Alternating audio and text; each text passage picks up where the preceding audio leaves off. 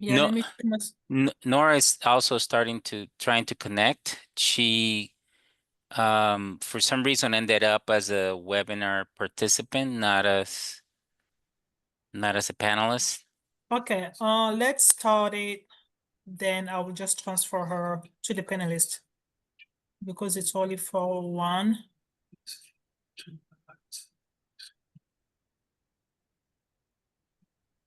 Give me 1 second to.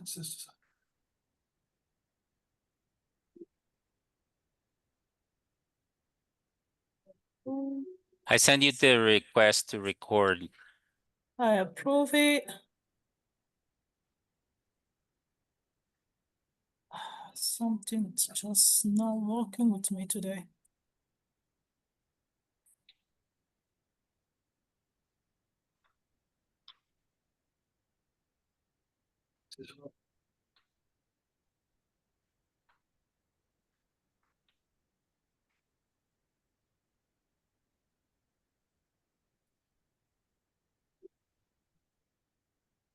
Francisco, let me. Okay. But I want to do the rest of the time. I do what I have to. So you can put both Nora and me, interpreter Francisco Picado, in the interpretation channel. Okay, do you want to start with the introduction first? Oh, good point. Yes. Okay. So have you set up the channel yet?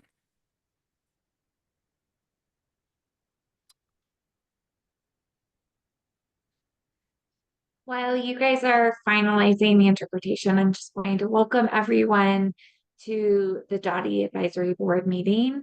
We appreciate that you're joining us today. It looks like we have a few guests, so I'm assuming we'll have some public comment. I also want to remind all of the advisory board members to update your name in Zoom so that it lists your full name and the district that you represent or who you were appointed by if you're a mayoral appointee.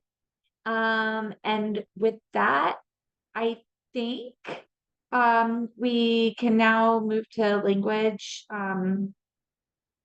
interpretation instructions. Are we good? Yep. Awesome. Thank you.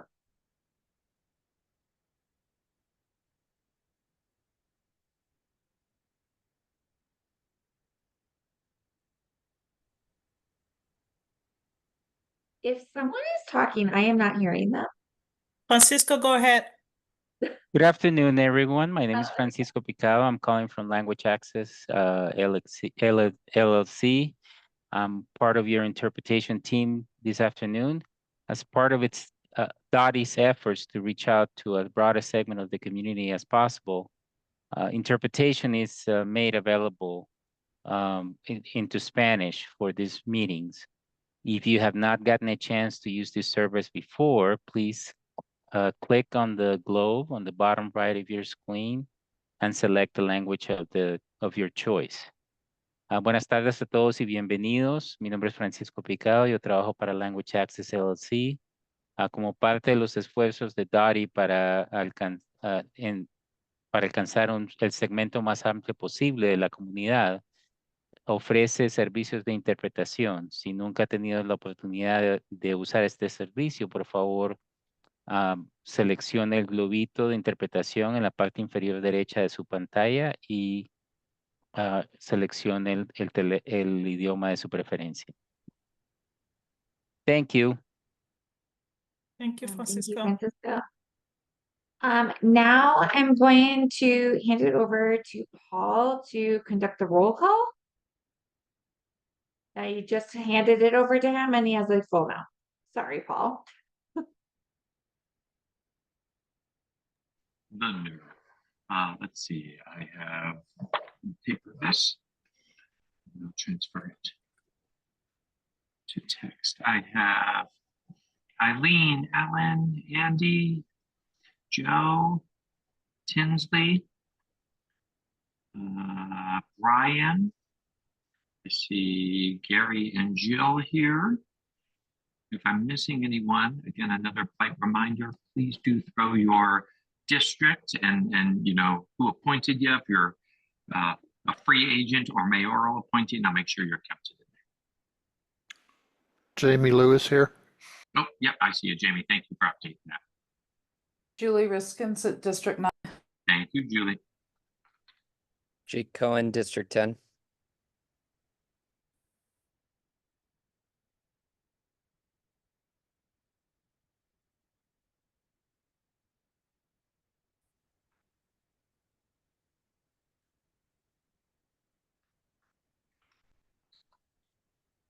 Alan Cogill, District 1.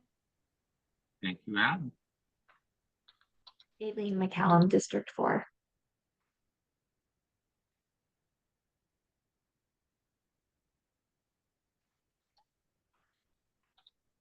Tinsley District 11.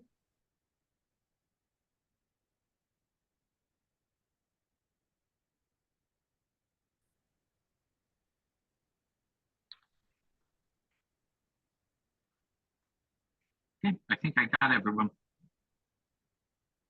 Hey, Paul, sorry, Danielle just joined from District 8. Oh, awesome. Thank you for chiming in there. I think there's a couple of you that haven't yet introduced yourselves, but I see you on the list. Just want to make sure, have we reached quorum or do we need to verify those last few folks? I believe we need, is it 10 to hit forum, if I'm not mistaken?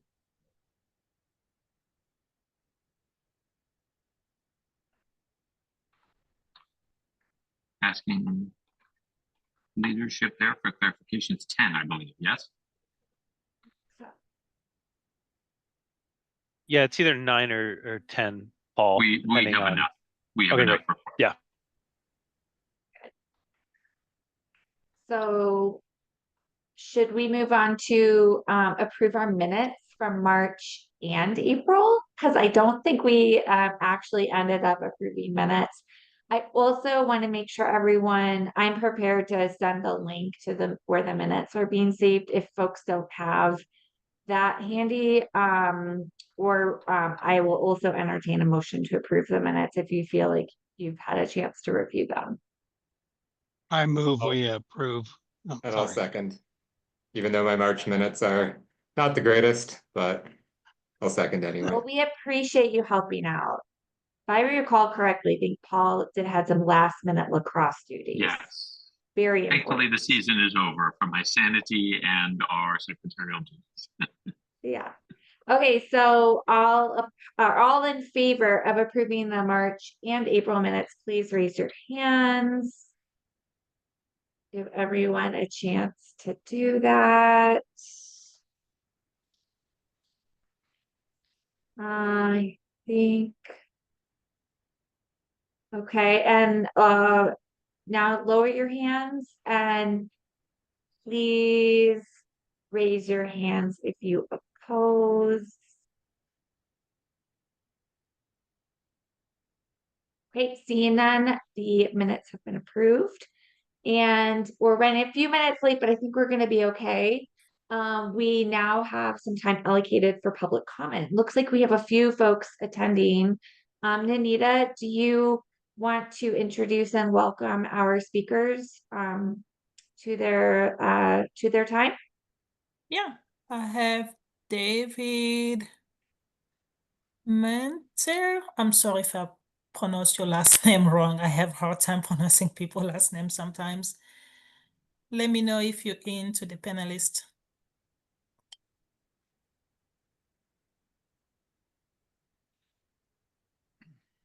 Okay. Nanita, I think David might have had 2 accounts I saw join, so you might have to I flip have both like of them in. 4 here for I him. see 3. David's flooding the zone. Okay, I think I'm in. Yay, thank you. Okay, Welcome. thank you for giving me a minute or two. I wanted to give public comment as a parent with 2 daughters who will be walking to Maury Middle School next year at 13th and Emerson. And I specifically wanted to comment on the East Avenue safety study since they will be crossing 13th Avenue. And if I have time, also on the Pearl Emerson neighborhood bikeway that goes right by Maury Middle School. The safety study recommended putting speed tables on 13th and 14th through Cap Hill and Congress Park. And they said if that's done, it costs about $800,000, which is about the cost of a traffic light install. It would save 2 to 3 lives and prevent 120 injuries every 5 years, which is like just huge. I can't really think of many other interventions for that cost that could save those lives. And in the DOTI meetings I've attended, they've made clear speed tables are not really on the table. And if anything, it's like what they quote long-term solution. So I'm just asking that they not spend 5 years studying the study. I mean, if they do, literally people will die and get injured in crashes. And so I'm asking DOTI to just please install those speed tables. And I don't know if I can put in the chat, I have a petition that we've organized that has about 100 signatures asking for this. And I don't know if the board could sign on either as individuals or as a board asking DOTI to not wait to install those speed tables and just do it if they really are serious about Vision Zero. If I have another minute, just quickly, the Emerson Pearl Neighborhood Bikeway. I've been on a stakeholder with the CTN for over 5 years now. And I recently reached out to DOTI and asked if they would publish the plans so that we could provide feedback. And they said, well, we've already signed a construction contract. And so it was a little disturbing to hear that they're proceeding with construction. There's no way they can alter the plans. The plans haven't even been posted online. They haven't reached out to stakeholders or the Maury community or the Cap Hill community. And there's not going to be any diverters on that bikeway. And I'm pretty worried about my daughters biking down Pearl Street on a narrow 2-way street with just some sharrows to protect them. So I'm hoping that DOTI can at least publish the plans and maybe, I hate to delay things, but maybe pause to get a little feedback and make sure they're doing it right. Because as we've seen, there's not always a budget to fix things if they're not done right. And thank you. That's my comment.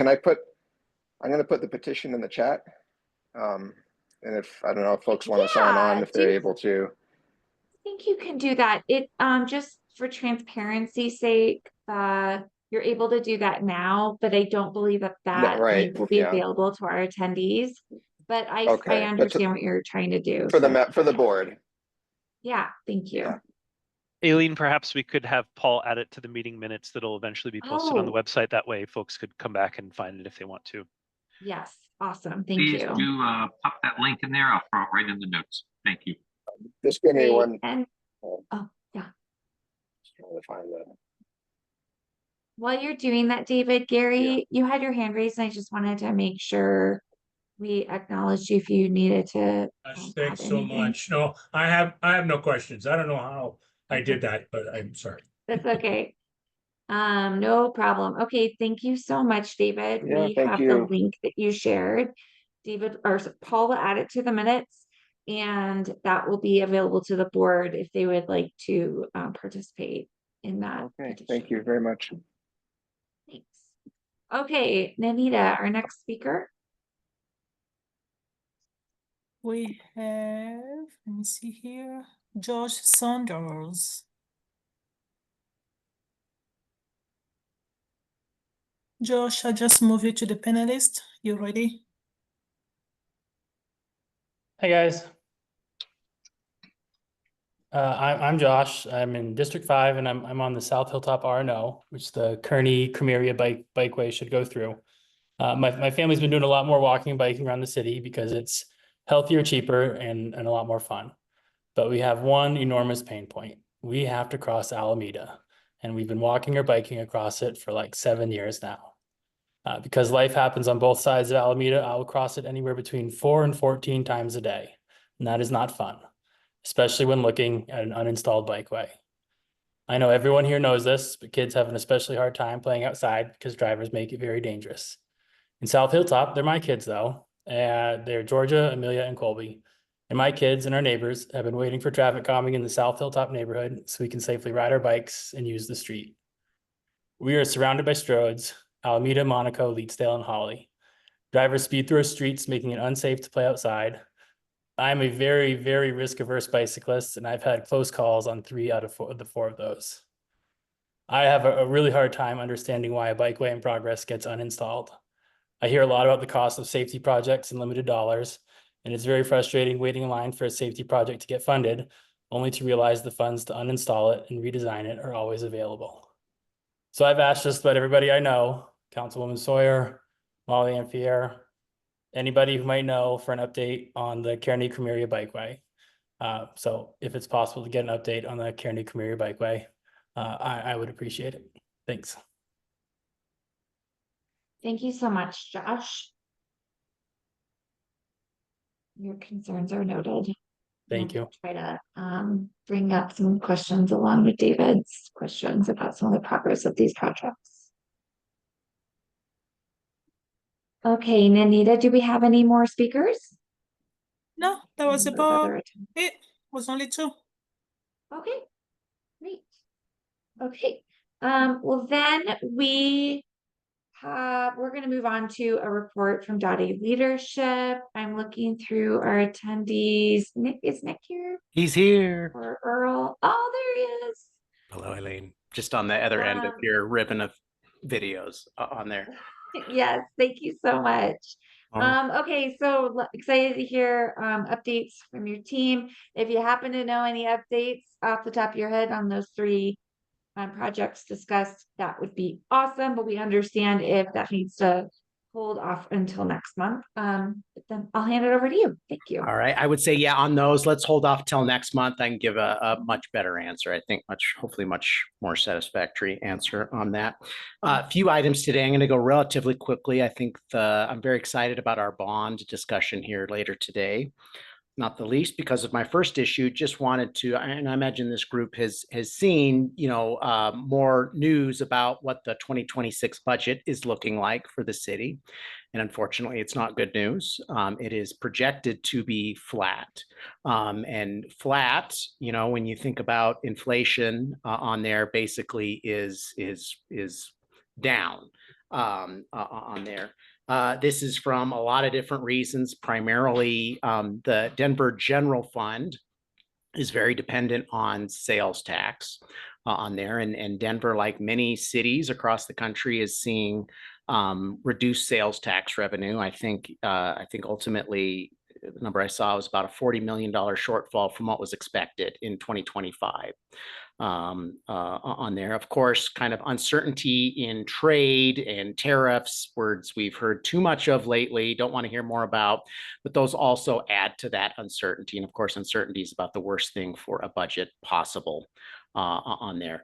We do not have official targets yet for 2026, and that is a function of kind of the instability. I mean, gosh, just tariff news this week very much changed things, hopefully for the better on that. But we do expect those budget targets, and that really kind of solidifies what our task is for the 2026 budget in the coming weeks. But in the meantime, what we will see is, and you've seen this in the news, that hiring is going to very much slow down. Positions that are vacant and have been held vacant will become what city budget language calls abolished on there. So that means they don't come back until in subsequent years we're able to do budget expansions. Can't wait for those years on there. And so just kind of not to start on a downer. I think some of my other ones are good here, but just to kind of set that tone, and we'll get more detail as to the committee as we get it, but just wanted to, especially if you've been seeing that, it's been in the news a little bit, and yep, just wanted to kind of give the board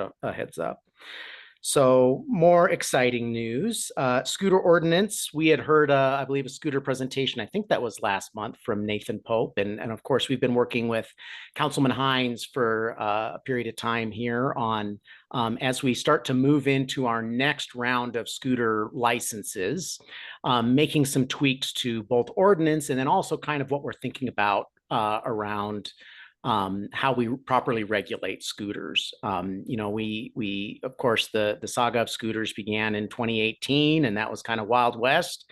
When we did a pilot, kind of narrowed it down a little bit, did a few different versions of an ordinance on where you can ride. And then for the last 3.5 years, been under a new 5-year license. We will start kind of the back room procurement. That sounds bad. What I mean is we will start writing procurement documents here soon. And so really wanted to get some stability in what the legislative environment is going to be with that. And so was able to work with Councilman Hines, Councilwoman Parity, Councilman Watson, and get to some, really trying to, the main issues, of course, are folks riding on sidewalks improperly, especially in downtown areas where there's mixed pedestrians, and then parking in a manner that makes sidewalks less accessible. And so I think we've come up with some good options, things like mandatory parking zones. So as an area becomes very dense with scooters, we are able to see that we're right and starting to implement that you can geofence a vehicle to say you have to park in this specific area. Of course, the challenge with that is we want to make sure that there's enough of those that it's convenient for folks, because that's really the driver of scooter popularity, is that convenience. It's also the challenge with them. And then looking at different technology options as they develop, as far as sidewalk riding and different ways we can educate folks on that. So that was on consent last night. It was one of the few times scooters goes through on consent, because if you saw the news yesterday, was a really exciting city council night with a lot of very hot items. And then second reading, of course, second and final reading will be next week on that. Other good news, first arches are going up on Colfax BRT, so that's exciting. I think these are kind of the decorative elements really celebrating the BRT along Colfax, and I think I read where a bar did an actual watch party to watch these arches go up. So if you're in the area, go check them out. On there. The other thing is I wanted to touch on two items from a high level. We owe the advisory board, you guys very thoughtfully have sent us position paper and requests on two different items. First being public bicycle storage, the second being kind of greenways and diverters, and the public comment earlier was very timely on that subject on there. I and the department owe you a formal response on that, and I have been remiss in getting that, but we have been working on this, have been talking about it, and just wanted to kind of touch on things and give you kind of a preview of what more formal response will look like on that. On bicycle storage, so just to kind of refresh folks, this is a request for looking at secure bicycle storage, and you'll see this in some places. We still have some in our wastewater area, but basically it is kind of a metal box. There's all sorts of different designs on there. A metal box in the public right of way that allows you to put your bike in there, lock it up, and feel safe. On there. This is actually something that the city has done in the past in implementing these. And really the challenge we found at the time, and why I believe it failed, there was a very predominant issue with vandalism, with folks using them improperly, and then starting to be some concerns from law enforcement around how they were being used on there. Not to say that drove it. And ultimately, we could not support the maintenance needs on that. And so that, obviously, with my first topic on the budget, that remains to be a challenge on that. I have not figured that out. I do think it aligns with what we're trying to do as far as multimodal infrastructure, things like that. And this is also kind of relates to a transportation demand management regulation that we put into effect some years back, and you're starting to hear more about again as it comes to the community planning development's conversation around parking minimums on there. This requires, or it is in a requirement in the menu of options of when, as folks are building new buildings on there, asking them to build this secure bike storage on there. I totally recognize that is not what the request is. The request is for public access in the public right of way, but that is certainly something in the interim that we are supporting on there. And certainly as new designs come up, we're very open to the idea on it. It is really just how do we manage the vandalism issue and the maintenance issue. And the maintenance issue is, that's an ongoing expense on there. So a formal response on that, but wanted to give you our thinking on that. Greenways and diverters. I think this is an area where we probably are and have been aligning more, especially under Mayor Johnston, around kind of the greenways, the diverters, installing these more. I recognize it's probably not as fast as folks would want, but our neighborhood bikeways program really is, I think, very much aligned with the request in there to explore the greenways, diverters, things like that. We have started installing diverters as part of these neighborhood bikeway programs on there, and I will put a link in the chat for the neighborhood bikeway program. I know there's also reference to the Vamos program, and we've actually met with Mr. Stopper.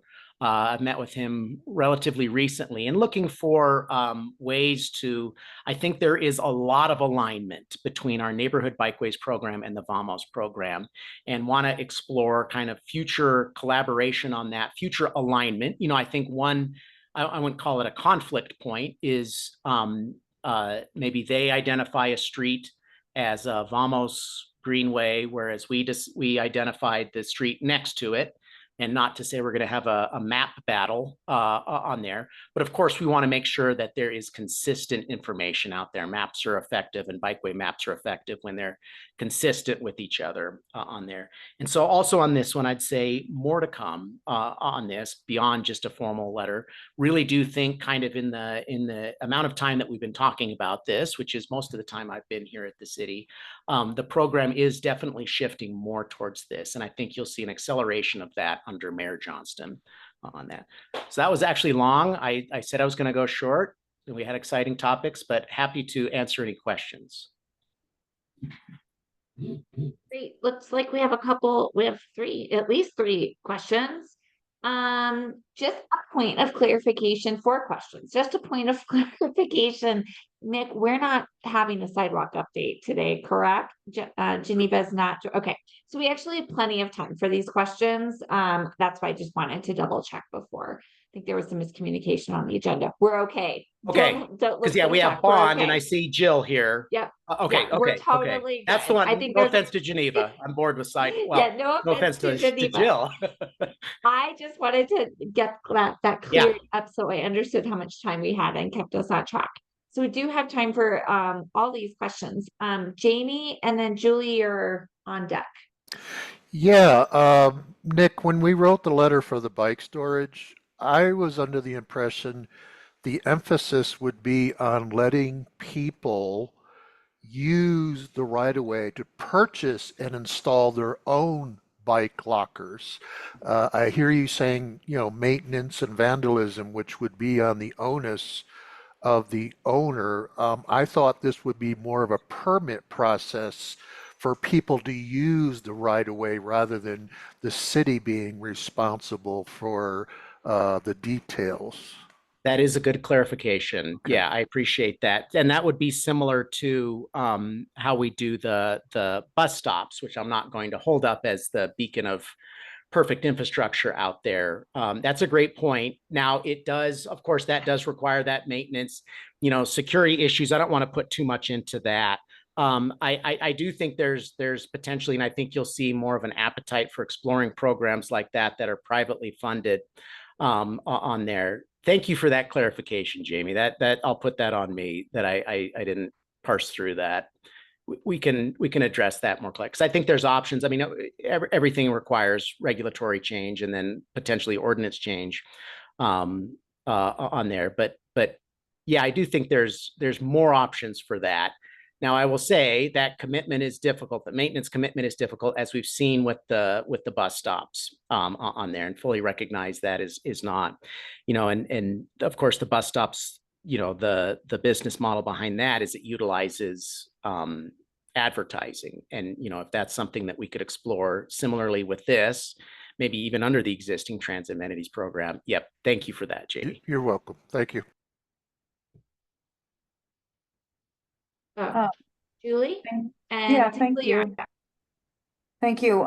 So first I wanted to say thank you for working to address the issue with the scooters. It is a huge accessibility barrier. But my question is on the budget, and if you can't answer this either because you don't know or you feel it is not safe. I understand. Do you know, has Denver or not Denver, but DOTI been experienced any punishment or retaliation from the federal government by loss of funding because we refuse to continually persecute immigrants? I would say that's been an ongoing conversation, and that sounds like a little bit of a cop out. I cannot point to, there may have been specific losses of grant on there. We are starting to get more guidance from DOT, and then making sure that that guidance aligns with our city laws here. So to answer your question, Julie, I can't point to a specific one. I know there's been an incredible amount of discussion around it, and an incredible amount of analysis saying, are we on solid ground, with major federal projects like Colfax BRT on there, but not even hiding anything. Nothing specific yet I can point to. Thank you. Thank you. Hey, Tinsley, and then Jake. Good evening, everyone. I wanted to ask a couple of questions based off of not only the testimony that we heard tonight, but I just also wanted to ask a couple of questions specifically about the scootering program too. So when you guys did the exciting meeting last night, was equitable locations part of the conversation in terms of scooter placement when you're doing more contracts?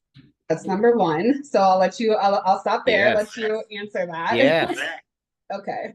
Yes, and that is something I'm very proud of. When we developed this program 5 years ago, DOTI utilizes a tool we call Equity Map, very original, on there, that takes into account 12 different factors. I think 12 was the last count that I had. It allows you to dial them up, dial them down, and then by census block define kind of what your equity areas are.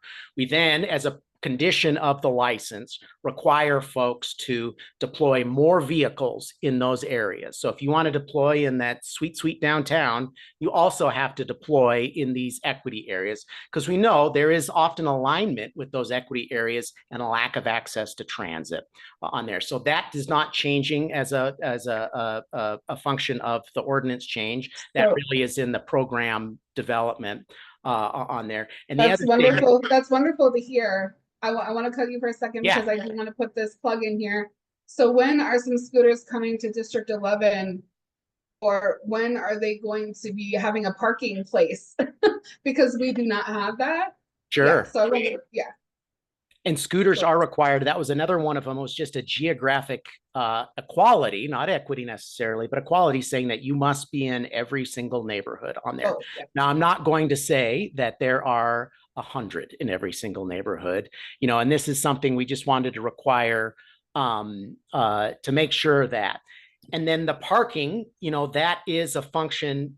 Really, the dedicated parking areas is a function of density of rides. And so it will likely be a while before we have the density of rides in the outer parts of town where you need a vehicle. Now, if there are spots that are just, for whatever reason, hot spots that our scooters are piling up in these parts of town and blocking the sidewalk on there, by all means, let us know on that. And if we have to address something either with the companies or with infrastructure out there, we're typically able to do that pretty quickly. But it is still, and this has always been the balance. And if you guys know me, I was real instrumental on the first license. So I get wound up about this. So cut me off at any point here, Aileen, on there. It is, we really tried to pull as many levers as we could to incentivize a broad disbursement. And if you look at the public ride report data, you can see there it is broader than it was in the beginning. It is not just compacted around the down. It absolutely is concentrated in the downtown. My man Jake, thank you for putting that link up on there. But really trying to make sure that folks in the outer areas that may not have the same density of transit, they also have access to these scooters. So that was a long answer to say it is something we're aware of and trying to address. And if folks have ideas on kind of how to incentivize, that more we'll talk later. more on this. I have one more question though, so that everybody else can. All right. I'll bite down. I'm sorry, Nicholas, but I want to keep this moving too. The other question, and I'm going to kind of put you in the hot seat again because I've actually heard quite a bit about this Alameda Bikeway, and I'm all the way across town. And one of the constant complaints that not only I'm hearing in D11, but everywhere is still, and I think will probably always be, the procurement process and how long that takes to be able to get some of these projects done. And I would love to, like, for you guys to also consider a possible, just, I don't know, a way, an internal way to assess maybe some of the waste that's going on in the procurement process. If we're talking about, you know, political climate is all about getting rid of waste, well, maybe there's some internal computer system that can help speed things up. I don't know. I'm not an expert at all, but I feel like something's got to be done soon because, you know, the stuff in Alameda, there's projects all over the city that have taken so many years, and even there's like bonds that are coming up for next year that still haven't even gotten started or designed or planned, or, you know, so it's tough. And our communities, I mean, if I'm hearing it all the way across town, like, it's a big deal to community members. So I just wanted to bring that up, and maybe we can talk about that further. I bet Mayor Johnston's ears are burning right now. This has very much been a priority of his. You may have saw in the last month or so the announcement of the permit management office. And while that doesn't directly impact this, I think it goes to show you kind of where his priorities are. And it really is about that streamlining to the best we can, making government as efficient as possible. And efficient means less expensive, and efficient can mean faster as well on there. So I think we're aligned, Tinsley. Thank you. Thank you. Jay, we have time for your question, and Alan, if you still wanted to ask yours, if it's quick, we can do it. But now we're starting to eat up into the extra time we have for the two other conversations, so let's keep it tight.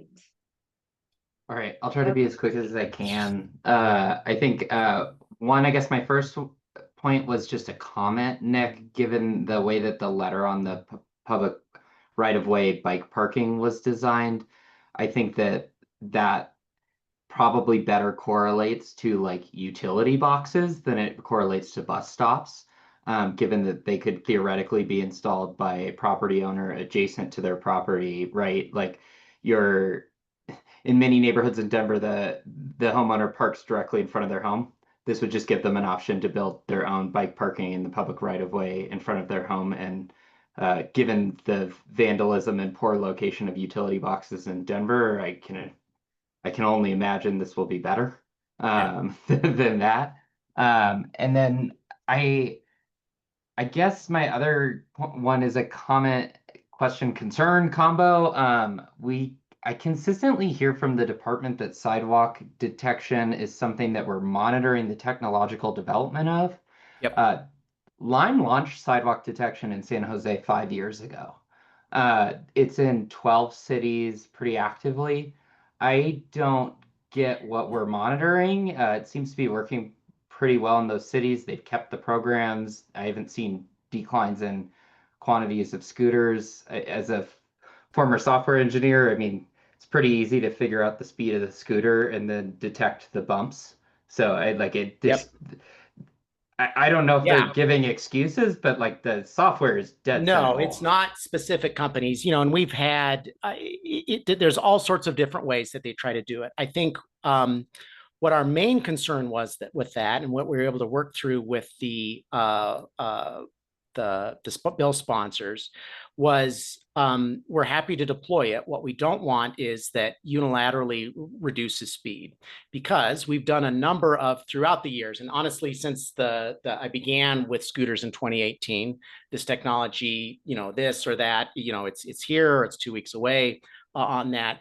And we have not had a demonstration from a number of different companies, some with a license, some that wish they had a license and really want to show off their stuff on there is when it reduces speed. And because it is not accurate enough based on those test runs to give us that someone who is in the mixed traffic on the road doesn't all of a sudden accidentally get pinged as on the sidewalk and reduce traffic, and then all of a sudden they're slowing way down in there. And so I think we don't feel that regulating that through ordinance is the best way. I think kind of setting the tone about having the technology is good, and I think we're good with that, and I think it's the right way forward. What we have not seen is a technology that is consistent enough that we believe that it won't slow someone down in mixed vehicle traffic on there. So that's why you see we're monitoring it. We're continuing. We want to see it deployed. We're starting to do pilots here on there, but that is something that, you know, it would be a really rough experience if someone was riding in traffic and got pinged wrong. And we've experienced that on test rides. Yeah. That's not what I'm advocating for.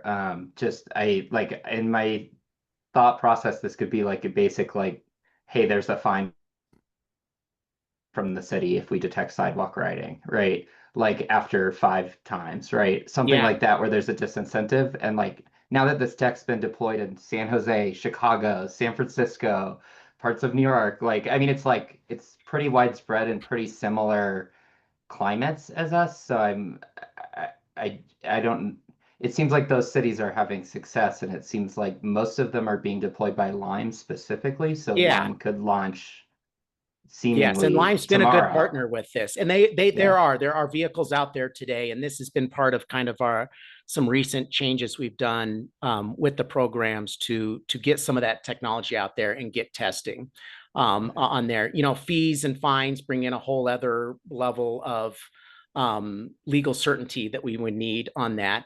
And that's why the monitoring is not like when a press PR person says we're monitoring the situation.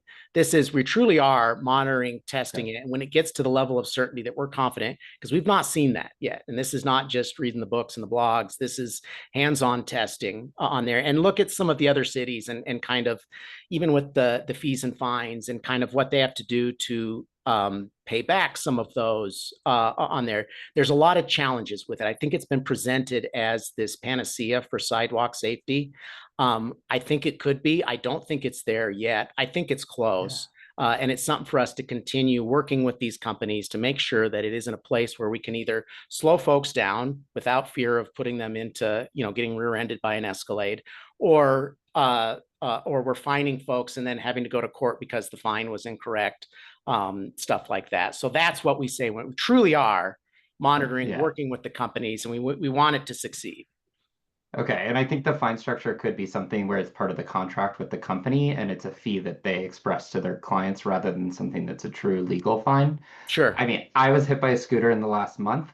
I was told by the rider that it's against city law to ride a scooter in the street. And I'm looking at a giant scooter riding, no scooter riding on the sidewalk. Yeah. It was next to the PBL on Blake. So I think we've clearly got a communication problem. Yeah. And I guess I'd question that we're consistently seeming to choose to not address this problem.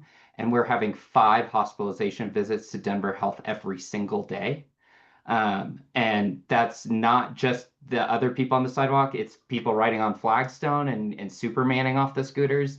Yeah. I think frankly, like, the lack of action is literally killing people, and there's evidence of it. And other cities don't have this problem. People do not ride scooters on the sidewalk in Chicago. I've spent a lot of time there. I've never seen it once.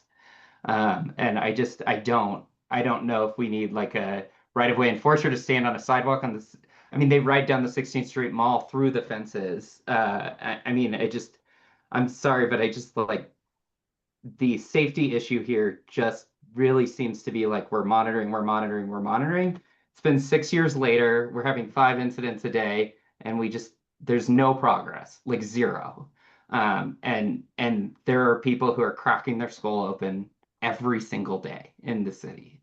And so I'm sorry for being so heated about it, but it's getting more dangerous. They're skidding, they're doing donuts on the scooters. Like it's really, really bad.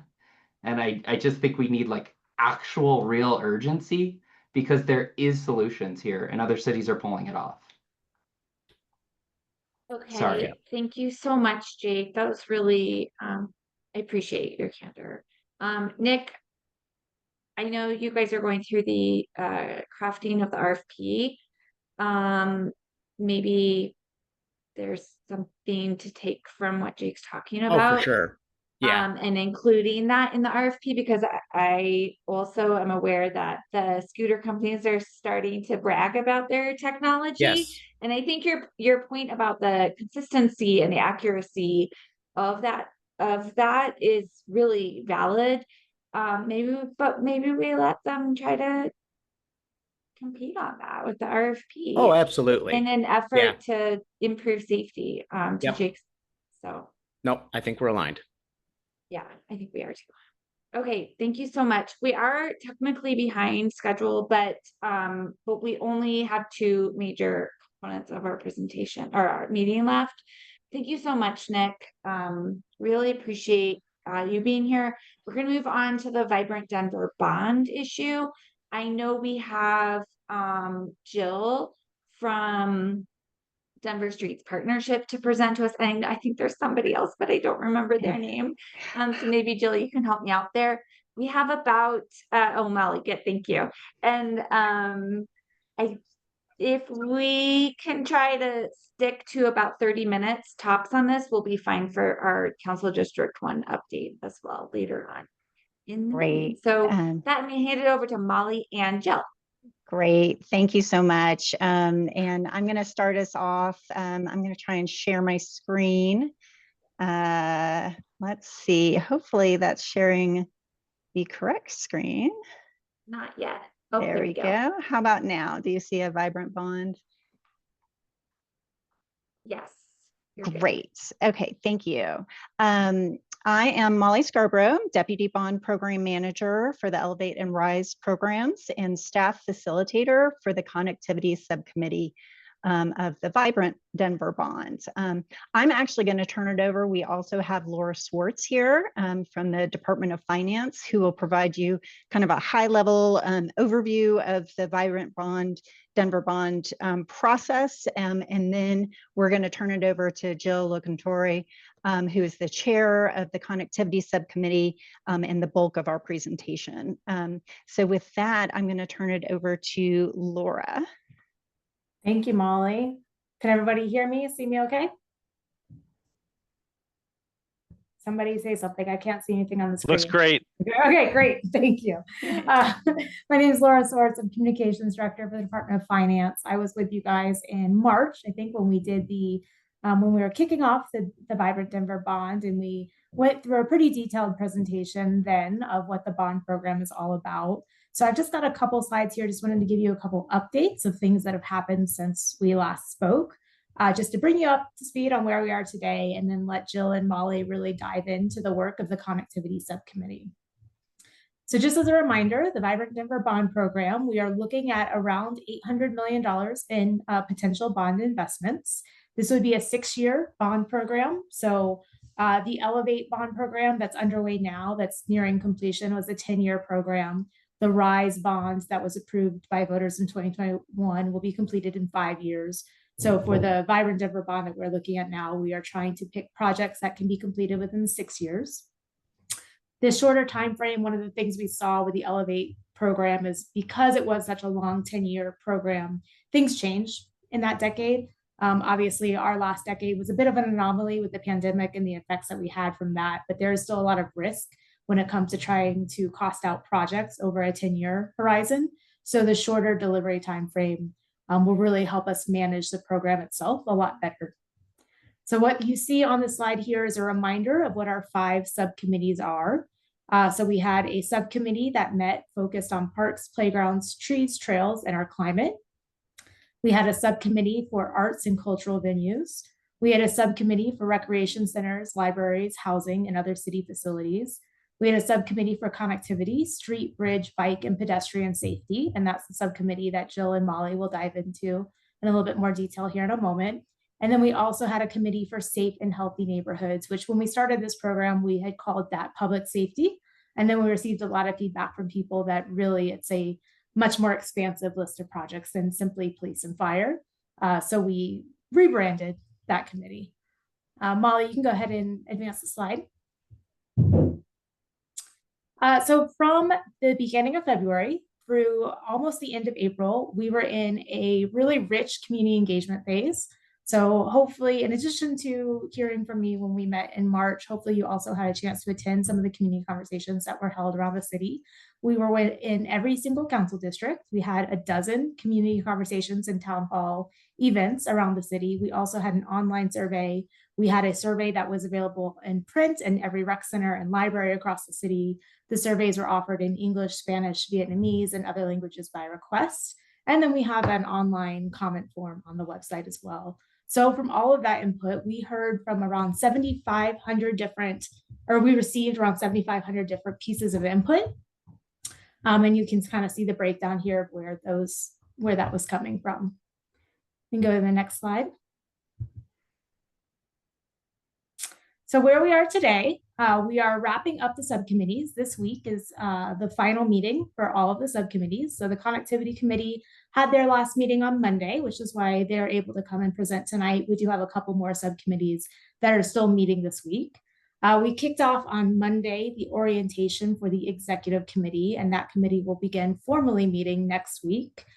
So what they will start doing is taking the recommendations that they're receiving from the subcommittees and really going through and creating that prioritized list of final projects, which we would then bring to City Council this summer. And go to the next slide. The members of the Executive Committee, these are also available on the Vibrant Bond website. So if you go to the webpage, you can see the members of every committee, subcommittees and executive committees. You can find agendas, meeting minutes, recordings of meetings. The executive Committee will be allowing public comment. So you can find a sign-up sheet if you would like to sign up for public comment at any of their upcoming meetings. You'll find their schedule. All of that is on the website. And then the folks listed on this slide here are the members of that subcommittee. And you will see that actually it doesn't say on here, but our co-chairs are Council President Amanda Sandoval and the city's Chief Financial Officer, Nicole Dehaney. We can go to the next slide. So where I mentioned a second ago that we had over 7,500 pieces of input, I will note that that did include survey responses that did not always necessarily have a specific project idea associated with them. So the online survey also asked people's general attitudes around things without requiring specific project ideas. But out of all of that engagement, we came up with around 1,100 specific project ideas. Some of those were not eligible for the bond. They weren't capital expenses. They couldn't be done in 6 years. And so those were referred out to agencies so they can dive into those a little bit deeper. But of those that are bond eligible, we had around 650. So the project team was working behind the scenes to go through all 650 of those, weed out the duplicates. So where you've got multiple community members all say that Schleitler Rec Center really needs improvements or this particular street really needs improvements. They were able to get that down to one project. Then there was also some bundling of projects into citywide programs. So when you had multiple suggestions for we need a crosswalk by this school, we need a crosswalk over here, we need a crosswalk over here, we were able to put that together into a pedestrians crossings citywide program, which was then referred to subcommittees for review. So coming out of all of that input, there were 4 different tranches that were referred to subcommittees over the last month and a half. The only thing the tranches mean is just the order in which they were sent to the subcommittees. There's no tiering reflected into that. That was just as we were reviewing, we were sending off, we were reviewing more, we were sending off. So that's tranche A, B, C, and D. We can go to the next slide. Those tranches totaled around 215 projects. So subcommittees across all 5 subcommittees reviewed about 215 different projects or citywide programs. They tiered those. And so they said of all of those are these tier 1, most important critical projects, tier 2, medium importance, or tier 3, low importance. Those tiers are now what will move on to the executive committee to prioritize and refine into the final package. I believe that is my last slide, and I will turn it over to Molly and Jill to talk a little bit more about their work specifically. I will stay on though, so if anybody has any questions, feel free to let me know once they're done. Yes, thank you, Laura. And we will have a Q&A at the end of this presentation. So with that, I'm just going to turn it over to Jill. Hey, everybody. I just want to start by expressing my gratitude to the city staff that has been supporting this initiative. The time frame was incredibly compressed. And I know city staff spent an amazing amount of time reviewing all of the project ideas, preparing summaries, and responding to the many, many questions that our committees asked them in terms of providing additional information or clarification. So these were all the folks who served on the connectivity subcommittee. There were 11 members. And I want to give credit to the members of the committee as well for doing really great work. They did really represent a diversity of perspectives on the committee, but also had a lot of great background knowledge about transportation in general in Denver and the specific projects that we were considering, which was again really helpful as we were moving along in this compressed time frame to be able to have productive discussions and pretty quickly come to consensus on our final recommendations. There were relatively few incidences where we were really debating how to tier a particular project, but came to agreement relatively easily with this group. Next slide. So we were given by the city evaluation criteria that we were supposed to use that was consistent across all of the different subcommittees, which are listed here. You know, number one, this should be a benefit to the Denver community. Equity is a strong theme, thinking about environmental sustainability, public health, safety, and then because the intention is to build these projects within 6 years, making sure that they are in fact ready to be constructed within that time frame.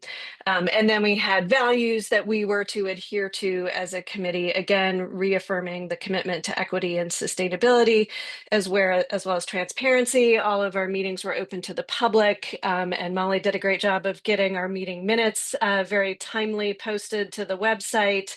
And we were charged with not being there to advocate for our favorite projects, but to really consider the package as a whole and the benefit to the city as a whole to present a balanced package to the final executive committee. Next slide. As a connectivity committee, we wanted to come up with some additional criteria that we thought was particularly relevant to the projects that we were asked to evaluate, which are listed here on this slide. Number one, we wanted to make sure we were focused on Denver's commitment to Vision Zero and eliminating traffic fatalities. So for each project, we asked, is this located on the high injury network? We also wanted to focus on Denver's goals to build out full multimodal networks for walking, biking, and transit, and thereby reducing the number of trips that people are making by cars here in Denver. So again, we cross-referenced each project to see if it was located on a priority transit street in the Denver Moves Transit Plan, or if it was identified as part of the bike network in the Denver Moves Bike Plan. And then a very specific way we considered equity was asking whether the project was located in a nest neighborhood. This is a designation made by Denver's Office of Economic Development for neighborhoods that have historically been underinvested in, typically were victims of redlining in the past, and now are at risk of gentrification and displacement. Next slide. We also wanted to make sure that we did have a very clear definition of what equity meant for us in our considerations. And fortunately, we were able to draw upon some definitions that the city had already developed. Molly, you'll have to remind me what OSEI stands for. Office of Social, oh goodness, Laura, you might need to help me. We use acronyms so much. Office of Social Equity and Innovation. Thank you. That is a city office that has already created a mission and vision statement related to equity, which we thought was very helpful in terms of defining what that means. It's basically dismantling systemic racism and other forms of oppression in our city and making sure that race and social identity do not predict how good of a quality of life you will have here in Denver. And the Department of Finance as well has some criteria for evaluating projects that we thought were useful. Is the project designed to address the needs of historically marginalized communities? And as mentioned previously, is it focused in a specific neighborhood that's been identified through the city's equity analyses? Next slide. So as I mentioned, this was a pretty compressed process. We met weekly for 2 or more hours each week over the course of 5 weeks. As mentioned, we considered the projects in 4 different tranches. As we got each tranche, we ranked the projects within that tranche as high, medium, or low priority. But once we got the final 4th tranche, we revisited the entire list to make sure that our final rankings were thinking about that whole package and not just, the primacy effect of what we got first versus what we got last. We did also recommend revising some of the projects that we received, either by combining multiple projects into one, 2 projects that seemed very closely coupled and that really needed to be considered as one project, or in some cases, a standalone project we thought made more sense lumped into the citywide program bucket. In other cases, we recommended splitting projects that were presented as one, but we thought there were 2 parts that really should be considered separately. And then finally, sometimes we recommended reducing the scope because the project as originally presented was so expensive, it would have eaten up the entire budget and left nothing for any other projects. And so we asked the city to come back with some details on how that scope could be reduced. So you will see the projects as originally presented are still in the list, but those that we asked to revise, the original version of the project ends up in our low priority bucket, and the revised versions of those projects are higher up in a medium or high priority bucket. So that's why you might see 2 versions of a project, one that's higher ranked, one that's lower ranked. Overall, we did consider a total of 65 projects, which added up to more than $3 billion. So just as a reminder, the city's goal is to allocate $800 million across all the different categories of funding. So definitely a lot of trade-offs to be made or hard decisions here about what's get funded versus not. Next slide. In addition to ranking the projects as low, medium, or high priority, we also passed along or will be passing along some overall recommendations to the executive committee. They did not necessarily ask for this, but we felt it was important to share the views of the committee. First of all, we felt pretty strongly that about half of the overall bond funding should be allocated to this connectivity category. That is consistent with previous bonds, including in 2017. That bond was around $900 million total, so similar to what we're considering this time. And in that case, about half of them were for transportation projects. Just given the cost of transportation projects and the need, again, we were looking at $3 billion worth of need, as well as the multiple benefits of investing in transportation projects. Everybody interacts with our transportation system every single day of our lives, and it can provide benefits related to so many city goals, whether it's improving air quality, improving safety, making our city more affordable and inclusive, supporting economic prosperity. And so there's a lot of bang for the buck, we think, with dedicating a significant portion of the bond specifically to connectivity. Within our connectivity category, we are also recommending that 30% of that funding should be allocated to citywide programs. So these are buckets of funding for relatively small projects like pedestrian improvements or traffic calming treatments that can be distributed throughout the city. And then 70% of the funding to what we refer to as named projects. These are very large projects in a specific location, but by themselves generate a lot of benefits. Within that bucket of citywide programs, since especially with the compressed timeline, we weren't able to come up with a specific list of these are the individual pedestrian crossings or traffic calming projects that should be funded. We did want to forward, this is how projects should be prioritized within those citywide programs. They should, of course, focus on equity. They should draw on the priorities that have already been identified through Denver Moves Everyone. There's a tremendous amount of effort that went into developing that plan. Let's use it to implement projects going forward. And then also some consideration to making sure there's an allocation to each of the city council districts across the city. Next slide. So this is our final tiering. So we had 6 citywide programs and 59 named projects that we were considering. So for a total of 65 overall. You can see within the named projects, we did not set out to do this deliberately, but we ended up distributing them pretty evenly across the 3 tiers of high, medium, and low priority. So the high priority tier is labeled 1, low priority is labeled 3. And out of the $3 billion plus worth of projects, our highest priority adds up to about just under $900 million. So the executive committee still has some work to do unless they decide to allocate the entire bond to transportation. That is going to have to be narrowed down further depending on how much they decide to allocate to transportation and connectivity specifically. And then within the citywide programs, these are the 6 programs that we were asked to consider. You can see 4 of them we put in the highest priority tier and 2 we put in the second medium priority tier. The high priority tier projects include neighborhood streets with bikeways. That's just DOTI's current lingo for building out our bike network. So that could include a variety of different treatments from neighborhood bikeways to protected bike lanes, pedestrian crossings, and traffic calming. For neighborhood streets with bikeways and pedestrian crossings, the city already has a pretty extensive list of projects in those categories.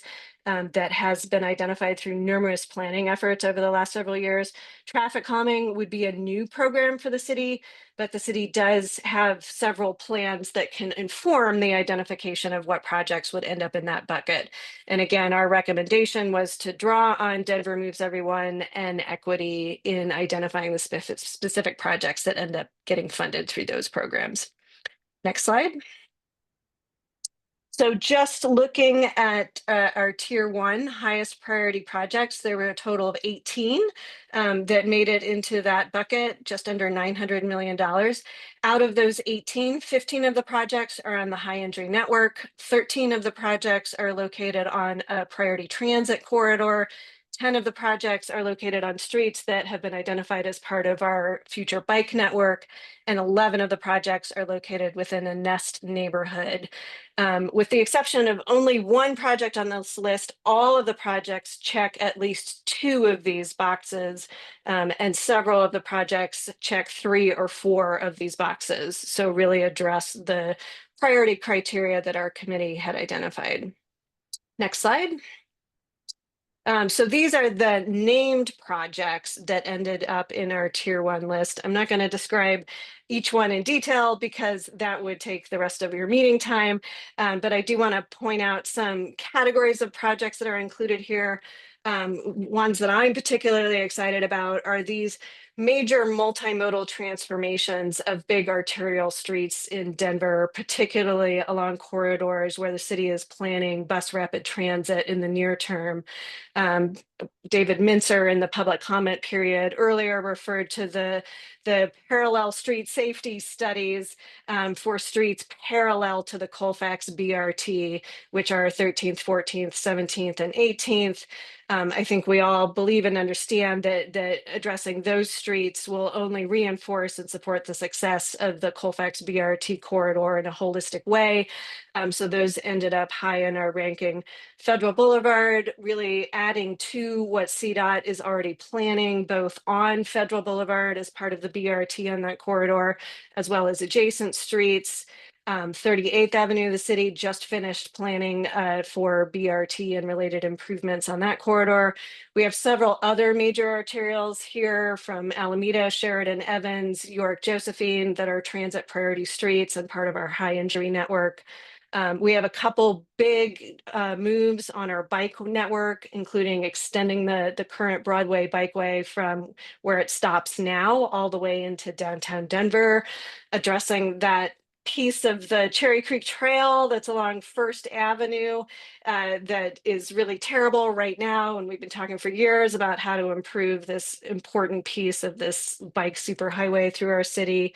There's a number of projects here that neighborhoods have really been championing and leading the charge on for many years that we wanted to respond to with some bond funding, such as the 5280 trail, the Westwood Via Verde trail. And then there's a few underpass bridge type projects that are huge bottlenecks or places that need some major reconstruction or deferred maintenance issues, and are also part of building out complete multimodal networks throughout the city. One great example is the 38th and Blake underpass. If you've ever biked under that, you know it is a terrifying experience for everybody that's involved, but a very expensive problem that we hope to at least partially address with bond funding here. Next slide. Just wanted to highlight a few items from tier 2 that didn't make it into tier 1, but are notable for a couple of reasons. One, we were thinking about the fact that we have a newly established Downtown Denver Development Authority that can fund transportation projects in downtown Denver. That is something that other neighborhoods throughout the city don't have available to them. So there were a few downtown projects here that we thought were very worthy, but perhaps the Downtown Development Authority might be a better place to seek funding from that. And that does require DOTI to actually apply for that funding to be considered for it. And then there were a couple projects. These are two more examples of really community champion projects where this is one of the rare examples where the committee was pretty divided. Should this be tier 1, tier 2? We ended up putting them in tier 2, but wanted to say to the executive committee, if they start considering projects from our tier 2, these would be 2 that we would put top of the list for considering moving forward. And I believe that's my last slide. So yes, along with Laura and Molly, happy to answer any questions. Great, thank you so much. Looks like we have a couple of questions starting to pop up. I want to give the committee and our presenters just a heads up that we have about 17 minutes to answer these questions. So line yourselves up and also try to be brief in asking your question and answering them.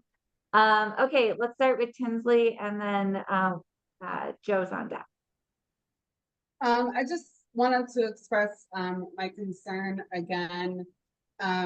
Looking at the list, while it is wonderful, and there's going to be a lot of wonderful, impactful projects that are going to be happening with this bond, I still do not see any Green Valley Ranch projects happening at all, which is extremely disappointing.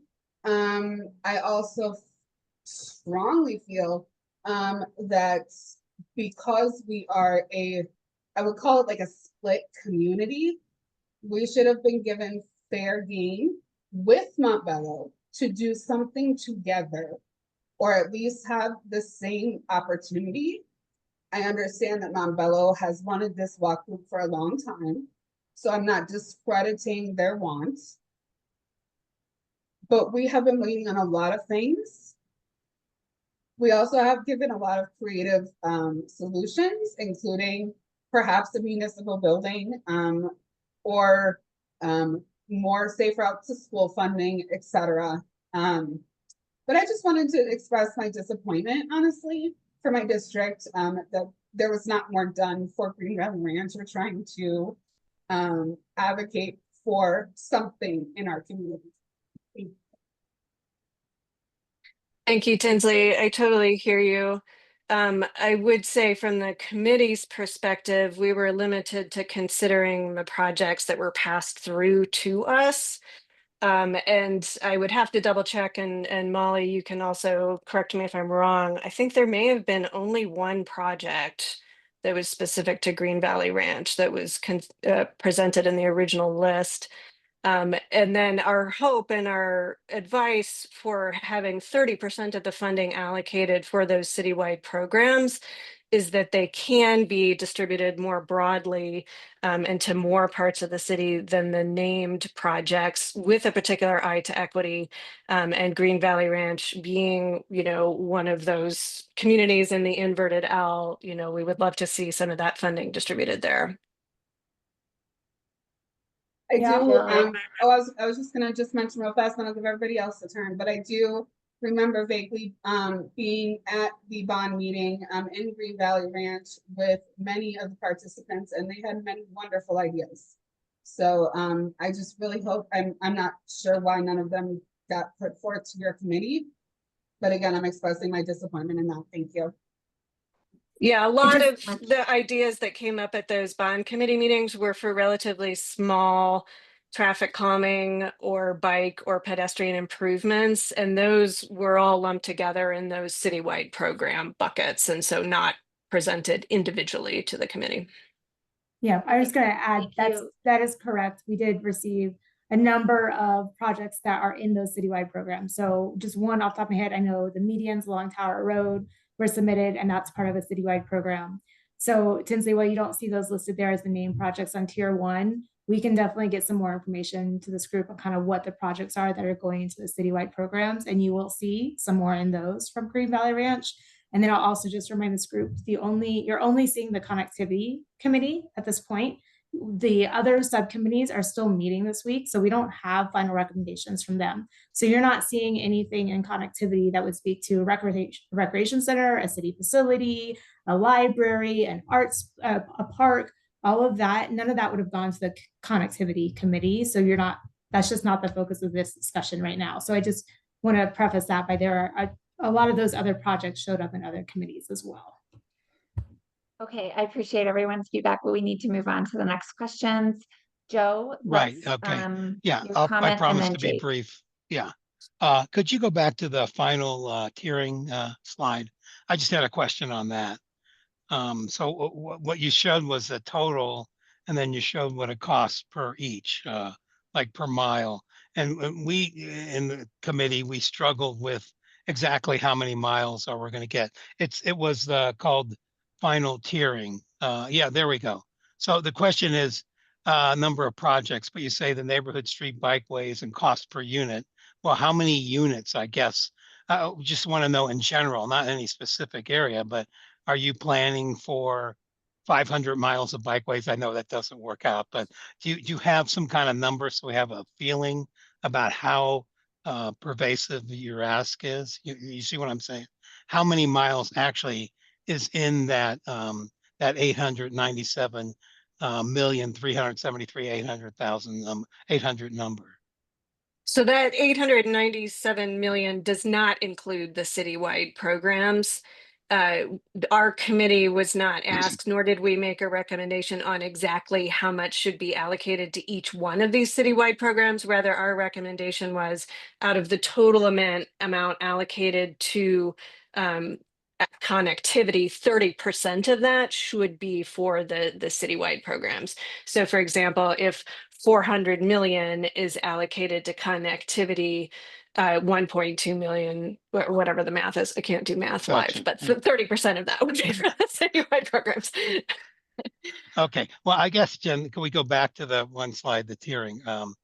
So you have a cost per unit. I mean, is there in your mind some unit? How many units are we asking for? I guess is what my question is, to come up with some number. Or you're just saying that's what it costs and everybody should be aware of that? Yeah, that's what it costs. And then depending on how much gets allocated to citywide programs, that would determine how many units you could build. I think I would say the bike corral build out is one of the most cost efficient. I think the total list of all the corrals the city wants to build only adds up to about 1.5 million. So that one would be very easy to check the box on, like build the full list. And then the other ones, would get some number based on how much funding is available. Okay, thank you. Thank you so much, guys. Jake and then Alan on deck. I'll be super quick. I don't believe in complimenting people behind their backs. This list looks really incredible. I am just shook by how many transformative projects are on here. And nearly every one of these, I can like picture myself on the streets and get excited that something positive might come to them. I know that that's a really hard process to go through, but I just think it's very exciting where you guys ended up, and I don't know what all these projects exactly mean, but it seems very exciting. The list, these are some of the worst problems I can picture in the city's infrastructure. So thank you. And I want to give credit to the residents of Denver who showed up to the committees and submitted these ideas. Because I will say the vast majority of the ideas we received for review were all good, worthy projects. And I wish we could fund 95% of them. So I think regardless of what ends up in the final list after the executive committee has their hack at it, that we'll get some very good projects out of this. Thank you so much, Alan, and then me. I'll be, in essence of time, will be very brief. Just want to pile on the love fest. Thank you guys for all the work, both on the Department of Finance side and the committee side, Jill.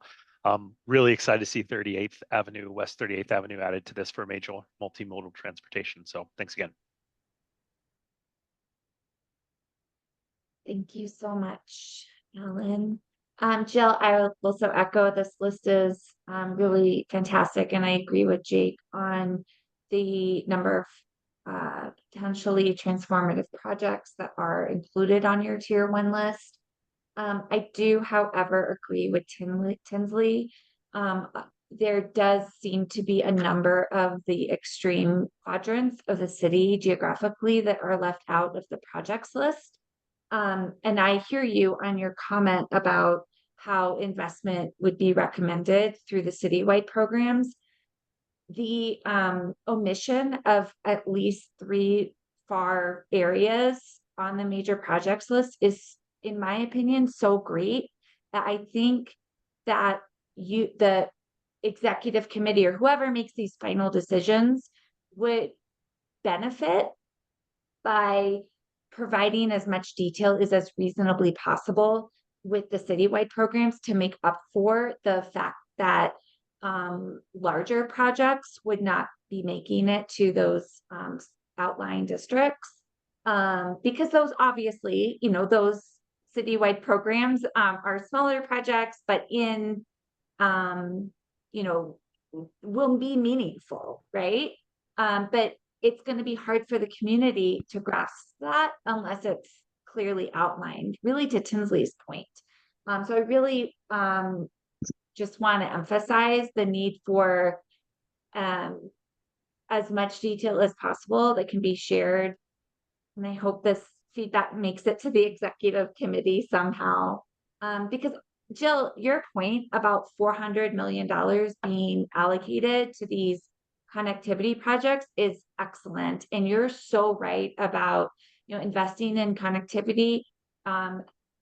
There's so many dividends, positive dividends that help the city achieve the goals in so many different areas that have nothing to do with transportation. It's just when so much of those large projects are in a concentrated area of the city with notable omission on these extreme ends, it's just going to be that much more important to demonstrate the investment in these smaller and maybe numerous projects in all areas of the city. So I hope that I hit the balance of critical feedback and showing appreciation for this difficult job, as well as some recommendations for how to move forward. And maybe Laura and Molly, you can help share that feedback. We do have maybe time for 1 or 2 more questions. I just want to make sure in case the rest of the board has any comments. Aileen, in response to your comments, I just wanted to say we are going to be publishing the full list of all 65 projects that and the tiers. And I would definitely encourage you to look at that. And if you see a project in tier 2 or even tier 3 that is in one of these neighborhoods that you feel is underrepresented, I think that's useful input you could provide to the executive committee. As Laura mentioned, there will be opportunity for public comment. I understand there's also an online form where you can submit those comments, and definitely would encourage you all to weigh in. Alan, maybe we can think about an updated letter once we get the full detail. I'm kind of brainstorming and talking at the same time. Sure. Yeah, I think that's a great idea, Aileen. Yeah, that might. If you want to take the lead out with June on that, that sounds great. I'll talk to June about that. And then Laura, could you help us stay on track with timeline? Jill, what did you say? Is that list published now or it's going to be published? Molly would know the answer to that one. Yes. And I'm also going Jill, to we'll get to your question. Don't worry. We are, other subcommittees are having their final meetings this week. And so we will be collecting that information. It will be given to the executive committee on Monday, the 19th. Jill will be presenting to them this coming Monday, and we will be posting those lists this week. And so I'll just need to check to see if we're waiting for the other subcommittees to post the lists, or as each subcommittee does their tiering, whether we will be posting them. So we'll have to get back to you on that. Yeah, maybe we might have to write the letter and submit it before our next meeting. That's kind of what I'm trying to work out in my head. Yeah, in terms of scheduling for the executive committee too, so they're going to be meeting through mid-June. They wanted to make sure they had time for 15 minutes of public comment at the beginning of their meetings starting on May 27th. So that's Tuesday, May 27th. So we'll have that schedule, and then I'm happy to help connect you guys, but that's also an opportunity. So don't feel like you need to have a letter turned around tomorrow or something. There's a few weeks to still get that input into them. Okay, sounds good. Joe, you want to close us out? Sure. And I'd just like to say, coming from a little different side of what Tinsley has in my neighborhood, connectivity is all about equity. I mean, I think the more we can connect our neighborhoods, the more equal they will be, and the more people are going between neighborhoods. And so equity is, connectivity is really what we need to push, and all the projects that do that connectivity, I think, are going to benefit the whole neighborhood. The Colfax BRT runs through my neighborhood, but hopefully everybody will be going through it, not just my neighbors. So I just want to stress that point. Awesome. Thank you so much, Joe. Okay, this has been so fantastic. I appreciate all the detail. And Jill, thank you so much for your leadership, and to the rest of the committee on that really tough process. Ooh, Paul's going to come in with maybe a last comment. I gotta be quick. Just wanted to double check as the keeper of the notes. We are not doing the Council District 1 project update today. We are doing that. We are. We're doing the District 1 update, and that's, yeah. That's what we're doing. Yeah, okay, awesome. Thank you so much, guys. Appreciate it, Laura, Molly, all the work that you guys are doing. This is not easy stuff, so thank you. Okay, let's move on to our District 1 updates from DOTI. Again, I can only see a couple of people. Who is going to? Do you mind if I introduce this one, Aileen? Oh yeah, go for it. I just wanted to, of course. Rolando is amazing. I also want to call out, I see several representatives from Councilman Sandoval's office here tonight, Gina and Alessandra.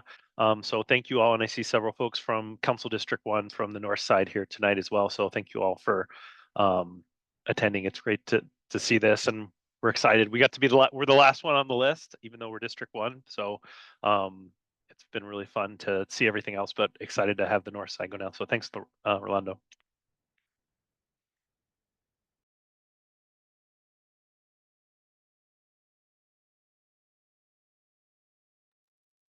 Okay, so if someone could just give me a thumbs up that you can see the screen. District. Okay, I see the thumbs up.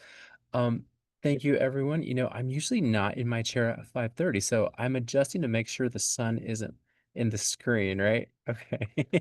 All right. Well, hey, everyone. Thanks for sticking around. My name is Rolando. I am a community designer with DOTI, aka Project Manager. Some of you may know me from the West 29th meeting. Some of you may know me from the Vibrant bond meetings that we had the past 2 months. Some of you may know me from West 38th, or some of you may have seen me at the Tennyson First Friday to talk about West 38th. So I have just a couple of things that I wanted to talk about. Number one on my agenda is I want to make friends with all of you, tell you a little bit about what we do as community designers. And then I picked 2 projects in District 1 to kind of focus on and give you an update on. And then I have a list of other projects and also a ton of links that you all can click on. So maybe we can find a way to share those links with everyone. But first of all, I could talk about myself for about 30 seconds. Lots of firsts. I am first generation in my family to go to college, right? All right, shout out to the first generation college guys. I have 2 degrees in civil engineering. I couldn't get enough from the first round of numbers and everything, so I went to grad school and did more civil engineering. I have about a decade of traffic engineering experience, and now, like all engineers, I decided to get a little bit more involved to the policy side to meet more people, right? Because that's what you think of when you think of engineers, right? Social people. And then I also threw in a couple of pictures here from my traveling. It is a little bit of a passion of mine. You have Big Ben there on the left. I met Godzilla in Tokyo in December of last year. I went to Guadalajara, Mexico, where one day I will have a condo. Went to Banff in the lower left there, and yes, the water is that color. In the middle there is Medellin, Colombia, and then the bottom right was Puerto Vallarta, Mexico. So what do community designers do? We have 2 main roles. One is to be a project manager in our transportation implementation group, and then the other one is to work with our city council. So I focus on kind of the west side of town. So think of council districts 1, 3, and 2. We also work with our 311 cases in case we have to escalate those. And here internally, I work with our planning team. I work with the design group on the implementation team. And then we are kind of the people that moves through the entire life cycle, all the way through the construction. And also on my team, we have Maggie, Molly, not the one you met earlier today, but a different one, and then Greg. So depending on which part of town, you may know them too. Just some other things you might see us planning, OCBE. We're just all over the place. Kind of your one-stop resource for all the information. So in a perfect world, I think I should know everything about DOTI, right? Well, if I don't, then I'll try to be a good starting point and help guide you to where you need to be. So here's the first project I picked. And I heard lots of positive things from this group, so this one should be a little bit easier. The West 38th Avenue Corridor Study. So we are finishing about a year plus effort to study what West 38th should look like. I think this is the most fun part of visioning, creating a blueprint for what it should look like, right? Because we're not necessarily limited to a budget yet. We're not necessarily thinking about the design details of everything, but it's at a higher level. So from that, we found out that number one, people told us cars go way too fast, right? We had so many stories at the public meetings of like cars flying into people's yards, people not feeling safe crossing, people not finding a good place to cross, saying that they have to walk, to the nearest signal, which is way too far down. And usually when that happens, you'll see a lot of mid-block crossings. People saying that at some of the intersecting north-south bikeways, that there's not a good crossing there either. People also telling us that there's no shade. They don't feel safe walking on 38th in terms of narrow sidewalks. And so all of that was documented. We produced this document here, and this is just one screen one screen capture of many, many pages that are available for all of you to go into detail, look at of what a cross section could potentially look like on 38.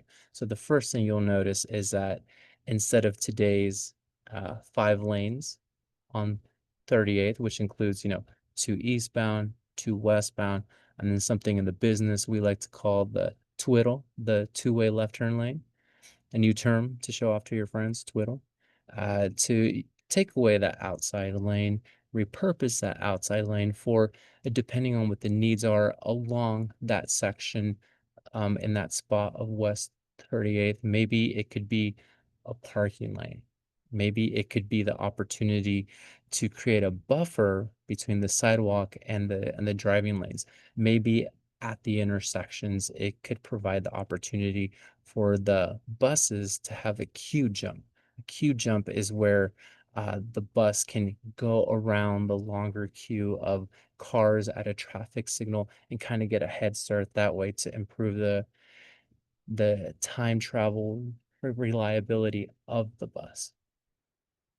And so I do have a link here. I don't know if we can share that with everyone, but I'll put it into the chat here. But go ahead and read through it. If you have any questions, let me know, and I can connect you with the team working on that.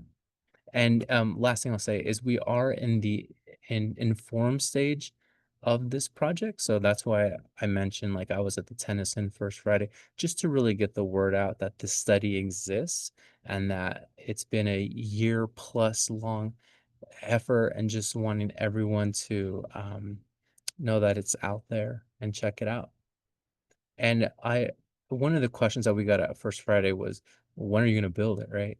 Well, right now, as it stands, and I know this is kind of weird going right after the Vibrant Bond folks, but as it stands, the design and construction is not funded yet, right? This is just the visioning blueprint of when funding becomes available, what we would want West 38th to look like.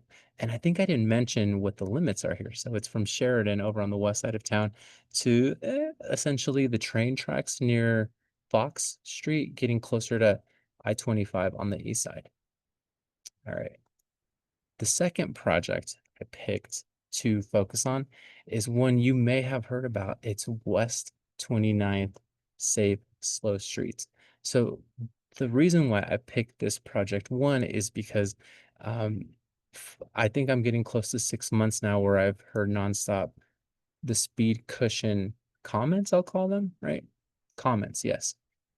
And then just the funding mechanism and how this project came to be versus a project like West 38th. So on West 29th, there was already existing bicycle infrastructure there. That bicycle infrastructure was designed at a time where maybe the standards for what those bike lanes should look like, the widths, protection between the cyclists and the vehicles were different from what they are now, that we have an actual official bike design city manual, right? And so West 29th was on the schedule to receive a mill and overlay treatment, meaning a new surface on West 29th. The old surface had reached the end of useful life. And so when we were going to put back in the striping, that's the perfect time to say, let's not put in an outdated bicycle facility. Let's bring it up to our current standards. So that was the opportunity to say, is this functioning the way we want it to? Is it safe? And long story short, the higher the volumes, traffic volumes, the higher the average speeds are, the more protection you need between the vehicles and the bikes, right? And so West 29th, I know you may have seen it on the news too, but there was a compromise between the businesses and the bicycle infrastructure that went in. So what you see out, and it was the first non-neighborhood bikeway to receive speed cushions. And the reason why I bring that up is because we receive a lot of comments in favor of West 29th, but also just a lot of concerns on um, eh, are there any vehicles that maybe will choose a different route, right? You know, people might say, let's divert south to West 26, let's divert north to West 32nd. And so just wanted you all to know that we have committed to doing a post-evaluation analysis of the parallel routes and on West 29th. We're waiting for traffic patterns to normalize, meaning maybe someone is going to check out West 26, maybe they're going to check out West 32nd. And maybe at the end of all that, they'll say, I was better off on West 29th, right? So um, it would take about 9 months for those patterns to normalize. And then we're going to go back out there and see what the average speeds are on not just West 29th, but also on those parallel routes and see what the volumes are to see if volumes have increased, if speeds have increased on the parallel routes. And and with saying that, you now know as much as I do. We're working behind the scenes on, all right, well, what does that mean for us, right? Is this just a study to like say we want that data? Cool. Next time we do something like this, then we have an idea of what of how this could impact the street network. Is this something where maybe we need to modify something? I don't know yet, but we're looking forward to finishing that study later. I'm sorry, the early part of next year and share the results with everyone. Some other high profile projects in District 1. Know that CDOT is working on the federal BRT. I sit with the public outreach group led by CDOT and their public engagement group. And there is another round of public outreach coming this summer, I believe. So I did link at Lincoln High School, there is CDOT will table just an um, info table, right, with handouts on the BRT project, but there are more public outreach events coming soon. We also have our Safe Routes to School. We have our Vision Zero team that works throughout District 1. And then I did, just because my boss who sits next to me here, I wanted to point out the Central Street Promenade dog run that you may have seen coming soon, right adjacent to I-25 on the other side there. So lots of good things happening there. And with that, just other things you might see. You might see some spray paint out there on the streets. Sometimes people think anything that's in the right of way is a DOTI implementation, transportation related thing. It might not be. Sometimes it's water, sometimes it's the utility work. It might be gas, it may be whatever, right? And last but not least, that was last but not least. So with that, if there are any questions that I could try to answer. Alan, yes, I see your hand. Thanks, Rolando. I know you've put in a ton of work engaging with community and have had a lot of conversations over, especially the last 6 to 9 months. So thank you for that. I love it that I think I heard you say you're not only looking at 32nd Avenue, but also 26th Avenue with parallel streets. With regards to 29th, we've definitely heard some concerns at the elementary school along 26th, like, wow, it's a little more challenging to cross the street in the morning for the kiddos and stuff like that. So thank you all for looking at that. Is the context of that study looking at reversing things on 29th, or is it more like, hey, how can we also make those other streets safe as well? What's kind of the forward-looking perspective of those? Yeah. And so that's something behind the scenes that we're trying to figure out, right? Like, is this setting the stage to reverse what happened on 29th? I would lean towards no. That's, we're not looking to uninstall any of the treatments that we have out there. But what we're really looking at is the neighborhood is saying that now there's additional traffic volumes on 32nd, on 26. Is that true? eh, Maybe there's opportunity to do some traffic calming on those parallel routes.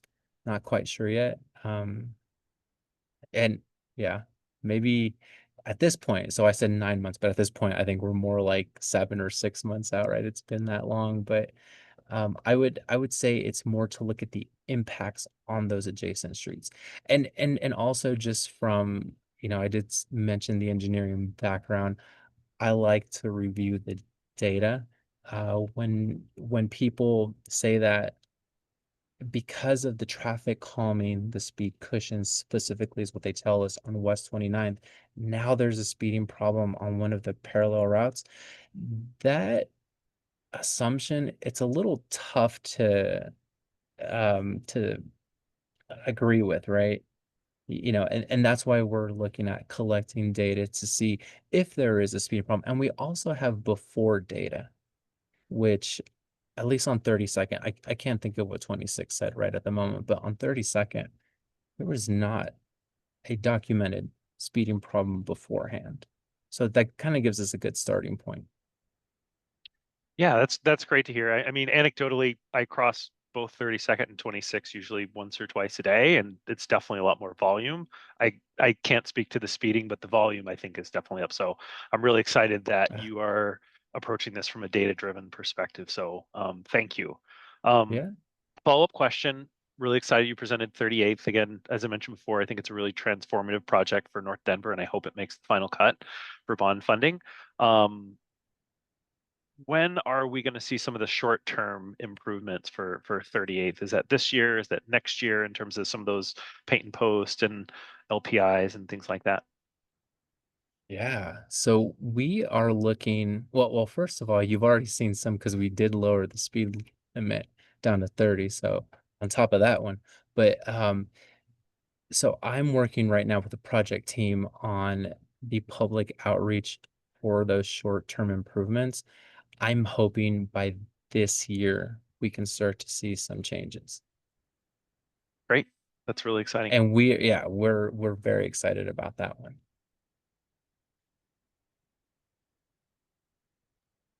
Anyone else? If there are any hands up, I don't think I see any. So I don't see any hands up yet, Rolando, but okay. yes, definitely we have time in case anybody has any questions for Rolando. Can I ask one more, Rolando? Sure. This is kind of it's 2 blocks south, 2 or 3, maybe 3 blocks south of Council District 1, but I thought I'd bring it up since it's timely. It's in District 3. 14th and Federal, you're probably aware, had another unfortunate pair of fatal crashes within the last few weeks.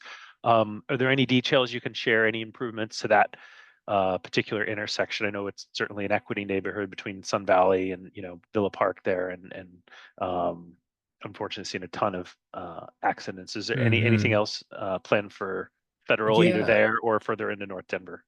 Yes. So we're talking about 14th and Federal across from CDOT, right? The headquarters there. Yep. Okay. Holden and 14. Yep. Yeah. So our Vision Zero team and area engineers have been working on doing a rapid response at the intersection. And I'll share exactly what I shared with Councilwoman Torres maybe last week, that there will be some changes to the intersection. Increase signage to alert of the pedestrians crossing there. There will be some rumble strips, which are new for southbound Federal. And then right now existing, there are dual westbound lefts onto southbound Federal.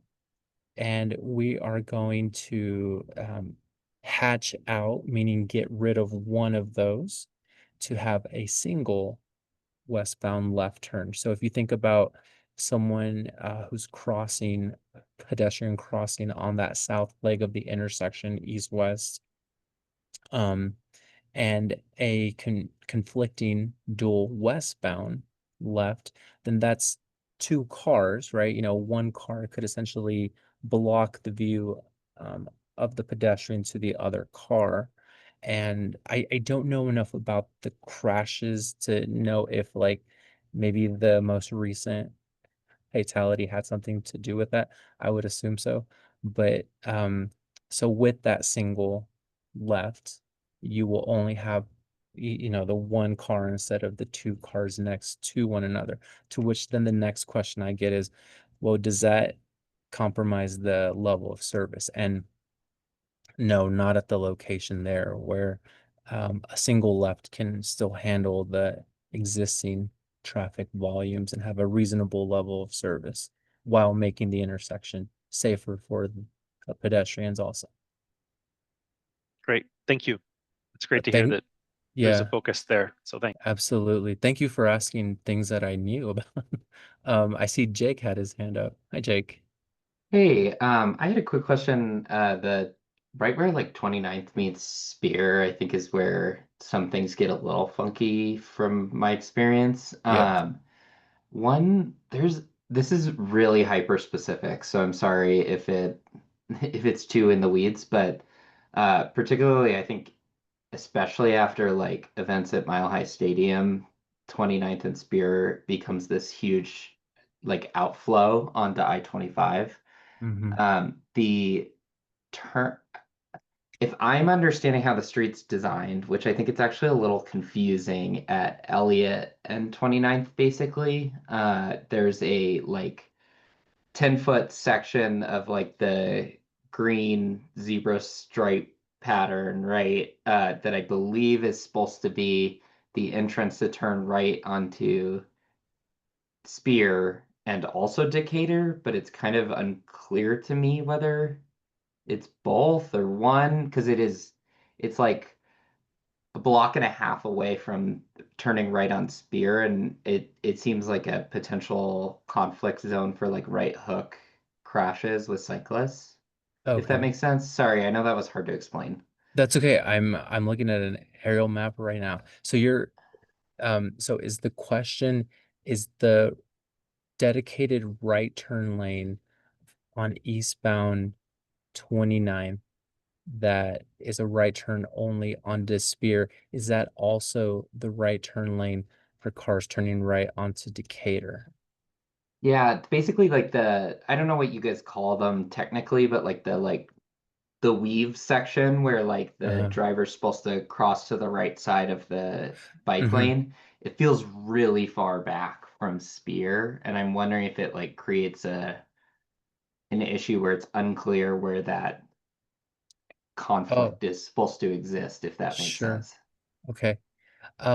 My guess is that um where the cars and the bikes essentially switch sides, Yeah. it's where it is now because of the queue lengths. Oh, Yeah.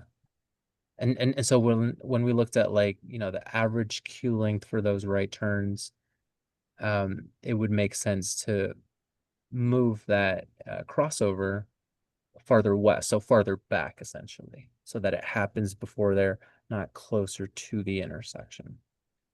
is that signed? I don't think I've ever seen that in that section, and Yeah, maybe let it's just me, confusing to I me. haven't, so just because of where I live and where I go, I end up going on Federal and I don't take the 29th section there, but let me bring that up with our West 29th team and just make sure that all of our signage that we asked to be put up Yeah. is still up there. Let me make sure none of it got knocked down. That kind of I stuff very much happens could be all the missing time. it. I don't live over there, so maybe I just Oh, have Jake, not actually seen it, I'll be but happy to take a picture and send it to you and be like, is this the one you're not seeing? Yeah. yeah, perfect. I'd love that. Okay. Thanks, Jake. I was gonna say, Jake, if you hadn't been over there recently, they just installed a bike signal just this week. So it's Oh, worth going out and cool. checking out that intersection. So I think it helps a lot of the conflict that was there previously. It's a lot cleaner now than it was before. Oh, that's awesome. Okay. So with that, I just wanted to thank everyone for letting me be part of your meeting and spending part of your evening with me. Appreciate it. Great, thank you so much, Rolando. We are almost at time. If this is a great time, if anyone on the advisory committee has any final thoughts or comments that they wanted to share, otherwise, we will adjourn.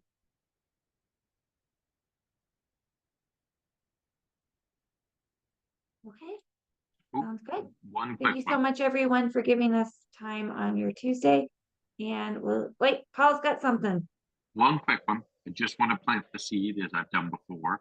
As we get into the summer months and it becomes easier to use mass transit and biking to meet in a central place, I would love to plant the idea of maybe doing this meeting in person with a Zoom option, just because it would be so wonderful to meet so many people here in person who I chat with once monthly, but have not actually shook hands with them face to face. Just plant that seed. Great. Yeah, that's something that we can absolutely discuss.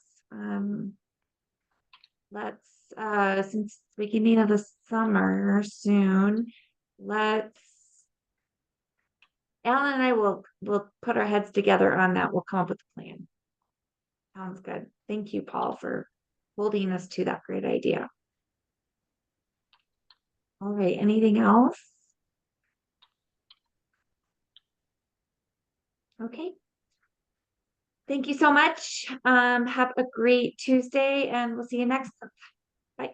All right. Great meeting, Elaine. Thanks, everyone. Have a good rest of the week, guys.